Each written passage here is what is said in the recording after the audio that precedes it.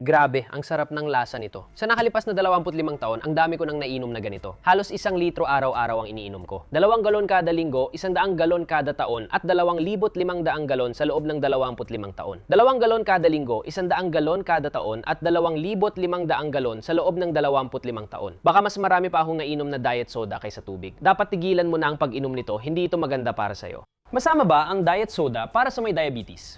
Sa video na ito, ibabahagi ko ang mga positibo at negatibong epekto nito sa aking physical at mental na kalusugan.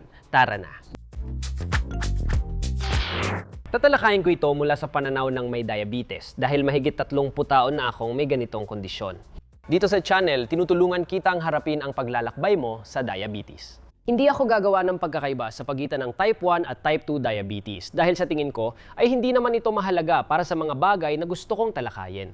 At huwag kang mag-alala, hindi ito magiging isa sa mga video na sasabihin ko sa iyo na ang diet soda ay puro lason at siguradong papatayin ka, gaya ng sinasabi ng karamihan sa ibang YouTube videos tungkol sa paksang ito. Ikuwento ko lang ang personal kong karanasan sa madalas na pag-inom ng diet soda, ang epekto nito sa akin, at kung komportable pa ako sa relasyon namin. Tandaan mo na hindi ako doktor, hindi rin ako espesyalista sa nutrisyon, kaya't lahat ng sasabihin ko sa video na ito ay dapat mong tanggapin ng may pag-iingat. Pag-usapan natin ang relasyon ko sa diet soda. Mahal kita, asukal.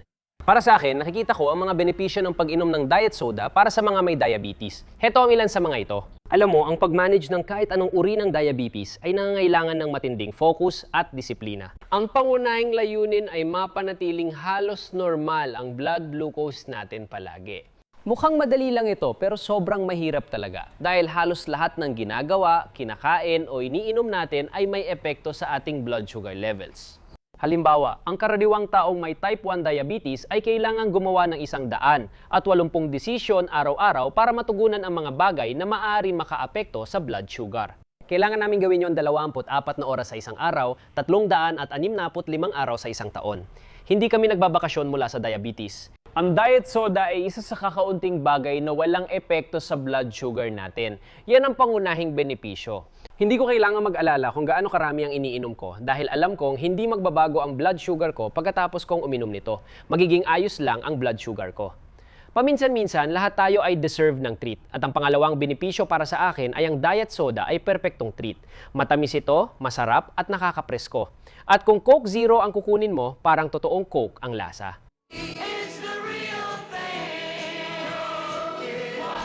Ang galing talaga ng Coke mag-market para magmukhang astig ang produkto nila, di ba?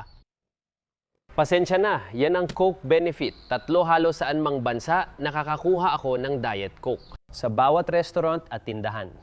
Madalas, ito agad ang makikita mo sa kahit anong tindahan. Kung walang Coke Zero, may Pepsi Max naman. Madali lang magdesisyon kung ano ang iinumin. Alin mas gusto mo, Coke Zero, Pepsi Max, o Diet Coke? I-comment mo kung anong tingin mo. Ang gusto ko lang iparating ay ang mga benepisyong nabanggit ko.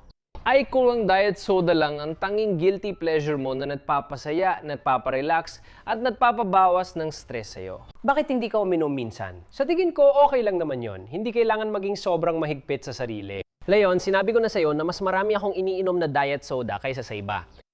Nagsimula ako makaranas ng seryosong problema ang tingin ko ay dahil sa sobrang pag-inom nito. At para matulungan kang maintindihan kung ano ang mga problemang ito, gusto kong pag-usapan kung bakit ako umiinom ng diet soda kapag umiinom ako nito. Kung saan ako umiinom nito at kung paano ang pakiramdam ko pagkatapos uminom nito. Sa tingin ko, ang pangunahing dahilan kung bakit ako umiinom ng diet soda ay dahil parang sinasabi ng utak ko na gusto ko talaga ito, kailangan ko ito, at matindi talaga ang cravings ko dito. Madalas akong uminom nito sa trabaho dahil libre ang soda para sa lahat ng empleyado sa opisina namin. Umiinom din ako sa restaurant. Minsan bumibili ako nito sa tindahan. Umiinom ako nito kapag maglalakad ako at kapag meron nito sa ref. Palagi akong umiinom ng diet soda kahit nasa bahay o saan man ako pumunta. Kadalasan, hinahanap-hanap ko ang diet soda kapag sobrang nauuhaw ako, kapag sobrang init, kapag pagod na pagod ako, kapag stressed ako, kapag kailangan kong mag-focus, kapag nag-e-enjoy ako, o kahit simpleng alam ko lang na nandyan ito sa paligid. Walang masamang oras para uminom ako ng Diet Coke. Palagi akong sabik dito, tamang oras parati para uminom nito. Ang sarap at presko sa pakiramdam uminom, lalo na kung malamig, nakaka-relax talaga. Toto, kapag mababa o mataas ang blood sugar ko, hindi talaga maganda ang pakiramdam ko.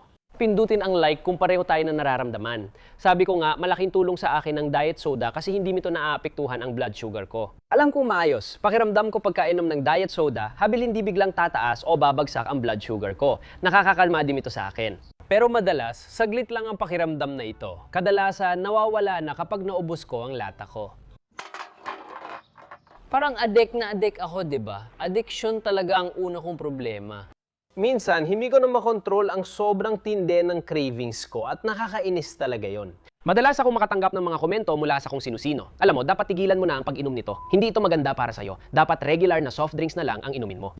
Madalas kong balewalayan ng ganitong komento dahil hindi nila alam na may diabetes ako at wala rin silang pakialam sa iniinom ko. May mga komento rin ako natatanggap mula sa mga kaibigan at kapamilya tungkol sa dami ng pag-inom ko ng diet soft drinks. Ang nakakaabala sa akin ay hindi ang mga komento, kundi ang kawalan ko ng self-control para tigilan ang pag-inom kahit gusto ko. Pangalawa, literal na sinira ng soft drinks ang ngipin ko. Isa itong acidic na inumin at ang mga asida sa soft drinks ay unti-unting sumisira sa enamel na siyang makintab na panlabas na bahagi na nagpoprotekta sa iyong mga ngipin. Habang unti-unting nauubos ang enamel ng mga ngipin ko, nagiging mas sensitibo sila at hindi na kasing laki at puti gaya dati. Hindi na ulit mabubuo ang enamel. Sa madaling sabi, tuluyan ko na itong nawala. Sinabi ng dentista ko na resulta ito ng labis na pag-inom ng acidic na inumin. Nabawasan ang kumpiyansa ko sa sarili nang malaman kong hindi na maganda ang ngiti ko, kaya bihira na lang akong ngumiti ngayon. Hindi ko na madalas ipakita ang ngipin ko. Ang solusyon dito ay magpalagay ng porselanang ngipin. Hindi ito mura, pero ito lang ang paraan ko ngayon para muling magkaroon ng malaking maputing ngiti. Siyempre, may iba pang issue sa kalusugan na konektado minsan sa pag-inom ng diet soda.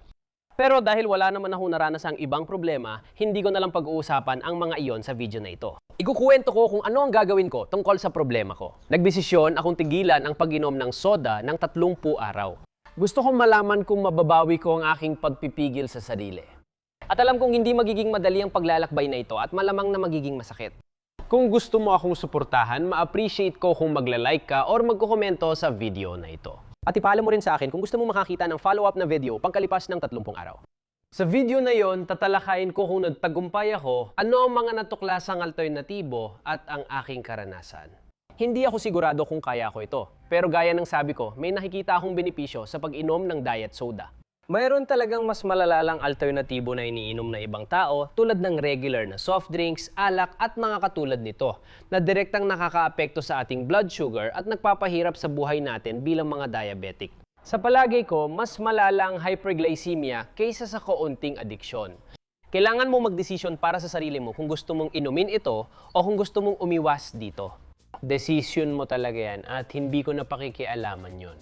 Kung magawa ko ang follow-up video, ilalagay ko ang link dito. Kung nagustuhan mo ang content ko, mag-subscribe ka na rin. Kita tayo sa next Type 1 Talks video. Paalam!